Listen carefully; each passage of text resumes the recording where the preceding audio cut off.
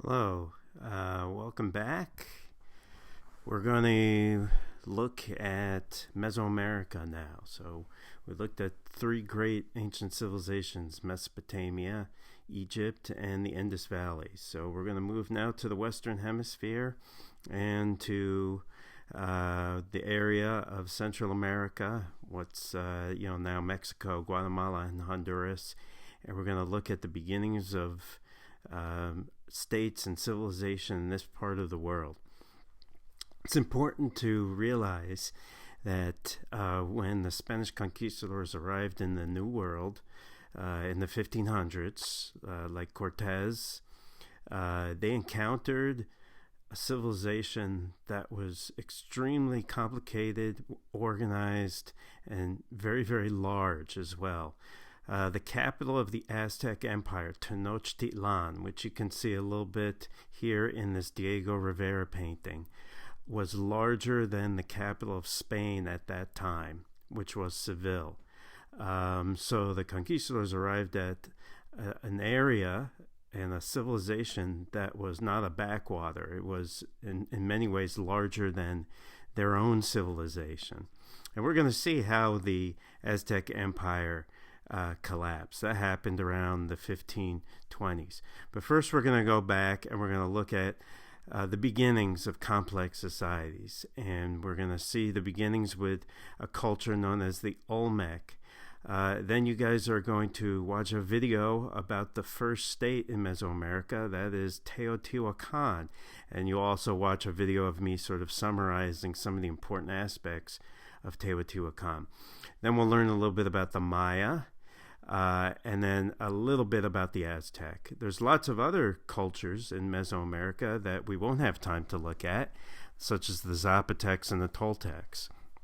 So, you guys probably remember when we looked at the origins of agriculture in Mesoamerica, we said that people settled down around 1500 BC because by that time maize was productive enough for them to settle down and use it for 40 to 50% of their food supply. And this is really the beginnings of the Olmec culture. So let's take a look at the Olmec. The Olmec are important in this discussion because they're the first complex society in Mesoamerica. It's the first society, the earliest society in Mesoamerica, that shows complexity, hierarchy, leadership. And we're going to look at some of the evidence for that.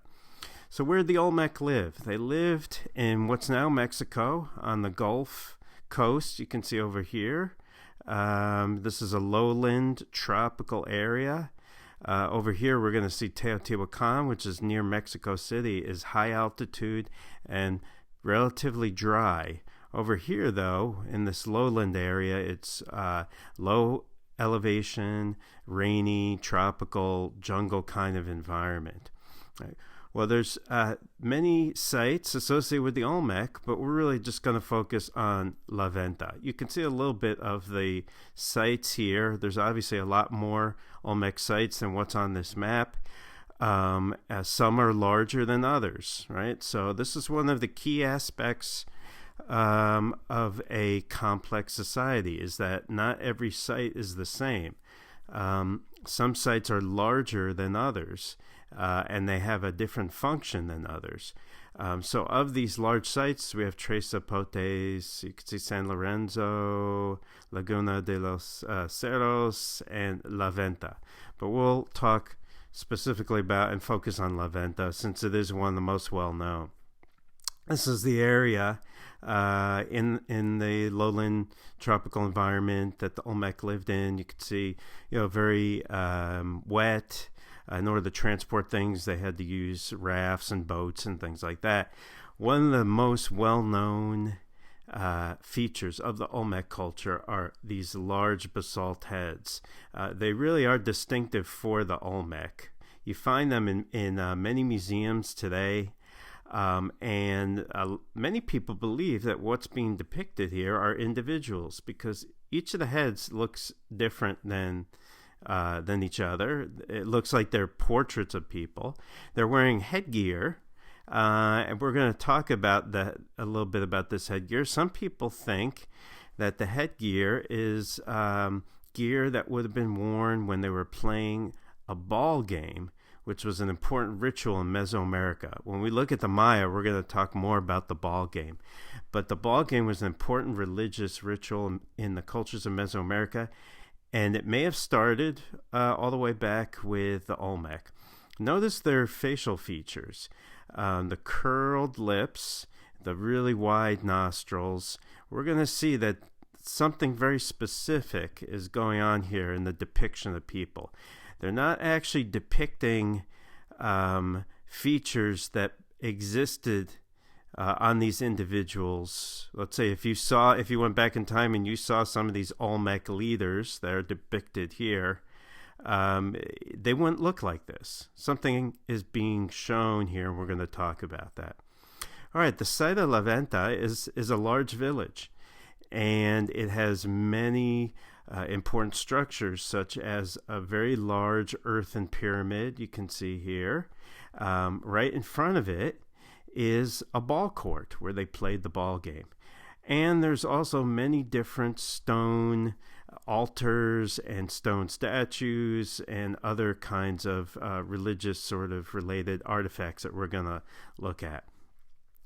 La Venta is not the only site that has these large basalt heads. So here you can see a little bit comparison for size. I've seen some that are 20 feet high or 15 feet high. They can get quite large, and these pretty difficult to transport in this kind of environment. But you'll notice that they all have these same kind of features: large, wide nostrils, flaring out, curled, snarling lips. We're going to talk about why that's important. You can see here's them excavating a basalt head. If you guys have ever seen the Nickelodeon game show called Legends of the Hidden Temple, I don't know if you've ever seen that. You could probably Google it, but there used to be a show on Nickelodeon called Legends of the Hidden Temple, which had a large stone head that talked to the contestants, the kid contestants, and the head was known as Olmec. So if you ever wondered, okay, where did they get that idea of this big stone head talking, whose name was Olmec, they basically took it from the Olmec culture in Mexico. Okay, so let's see what else is going on here. We have here an altar with a leader emerging from a cave. Caves in Mesoamerica were entryways to the underworld. Right above the leader, you can see the eyes and the teeth here. This is a very important animal of the jungle, one that is very important in Mesoamerican religion, and that is a jaguar. Right, so we can see the symbolism of the jaguar. Leader over here with some sort of serpent. We'll talk about serpent gods as well in Mesoamerica. And then you'll notice here the children, I'll show you a close-up of this, also have these kind of snarled lips and wide nostrils. Right, so leaders, it looks like, are being depicted on these sculptures. Obviously, a lot of work and a lot of labor is going into making these, and it also shows there's a level of craft specialization at this time, and there had to be, some level of complexity in this society for these things to have emerged. Right. There's also depictions of leaders holding babies that have these kind of flared nostrils and snarling lips. Right, you can see over here. Here's a little bit of a close-up, right? So you can see, we'll explain what these features actually mean. Right? Okay, here's another depiction of a adult holding a child. Here you can see some others. Many of them appear to be depicting leaders. Right? Okay, well, what's going on here? Now, some people incorrectly think that what's being depicted are features of the person that might show that they originated from some other place. So some people said, well, look Polynesian, or hey, maybe look a little African. Other people said, well, the other Olmec figurines look Asian. Does that mean that the Olmecs originated from Asia or from Africa or from Polynesia? No, what's actually being depicted here in the facial features, and here you can see kind of a good example of several of these features is what you have is the transformation of humans into jaguars, or into what we would call were-jaguars, like werewolves, half human, half jaguar creatures. This is very typical of religions that believe in spirits and also have elements of shamanism. Remember, we talked about shamans. Shamans are individuals who have supernatural powers, who could actually transform themselves from humans into spirits or humans into animals. And so what's being depicted on these basalt heads is it's trying to show the leader, some sort of chief or priest, important individual in the society, in the beginnings of a transformation from human into jaguar. Jaguars were important supernatural creatures in this religion.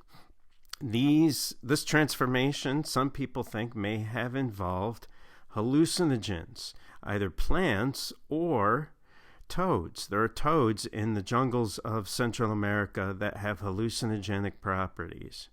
Don't recommend you try this with toads in Michigan, but these shaman leaders may have used hallucinogens during these rituals.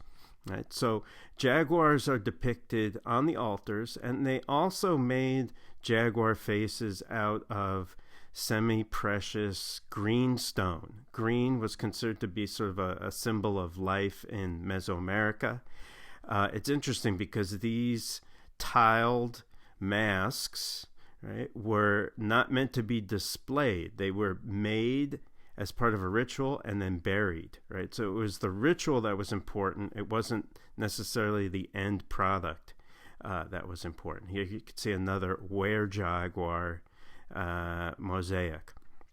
Right, so you could see that, a sufficient amount of labor had to go into building La Venta and constructing it. But one of the interesting and important things about La Venta is that when archaeologists excavated the site and the area around it, what they noticed is that there was not a large year-round population at the site.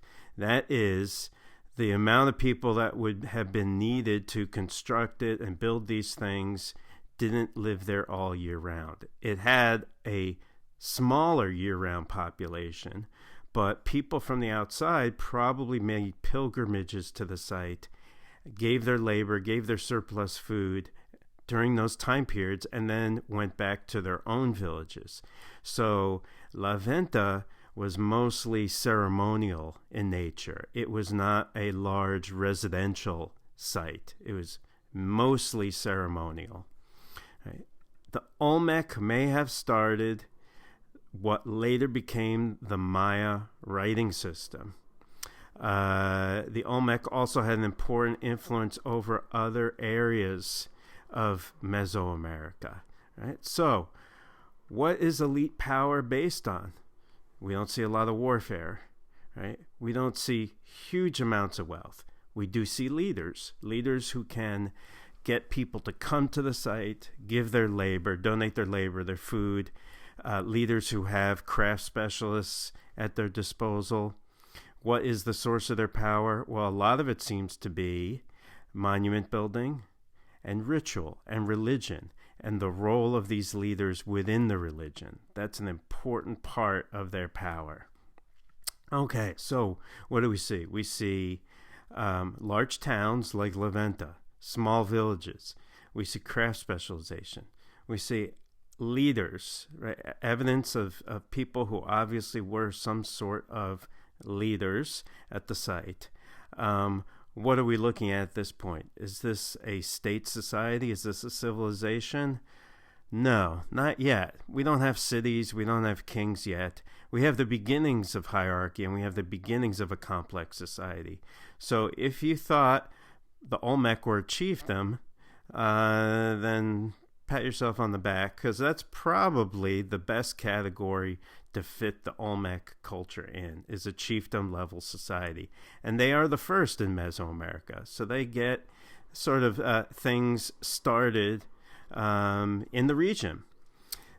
After the Olmec basically end, we have the emergence of a state, and that is Teotihuacan. I'm going to have you guys watch a good documentary about Teotihuacan, answer a few questions briefly to kind of get you introduced to Teotihuacan, and then I'm going to post a brief summary lecture about Teotihuacan before we get to the Maya. So that's all there is in terms of the Olmec. There'll be a guide to help you take notes, and let me know if you have any questions, and I will talk to you guys soon. Thanks.